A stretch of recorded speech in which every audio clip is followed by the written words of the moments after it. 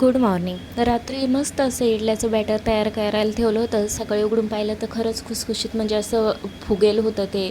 त्यानंतर त्याच्या मस्त असं इडल्या तयार करायला घेतल्या आणि ते बघू शकता स्पंज अशा इडल्या इथे तयार झालेल्या आहे.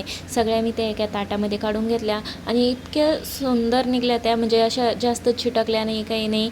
त्यामुळे पटापटा त्या निघून गेल्या आणि बघायला पण एवढं छान वाटत होतं की किती खाऊ आणि किती नाही.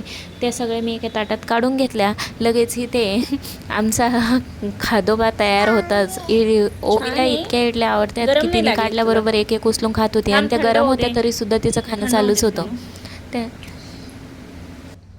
पिल्लू थंड होऊ दे. अगं गरम आहे ती. छान आहे, तुलाच खायची ना बेबी, गरम आहे ना अजून.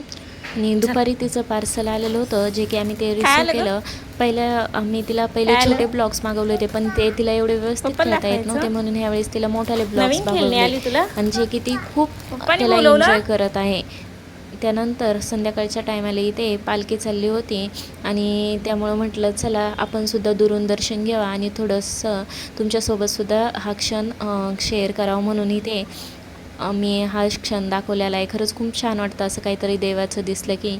त्यानंतर माझी भाऊजाई आणि तिचा मुलगा आलेला होता, म्हणजे माझा भाचा.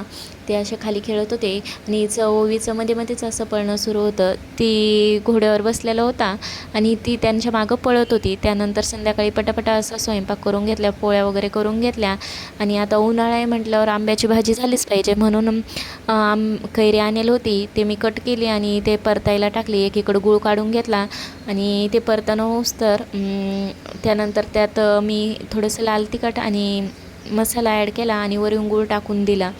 ही भाजी खरंच उन्हाळा आला की करायलाच पाहिजे, कारण की उन्हाळ्यात आपण उन्हाळा असे तोपर्यंतच करतो. एरवी ती ना आपल्याला बघायला भेटते ना ती खायला भेटते.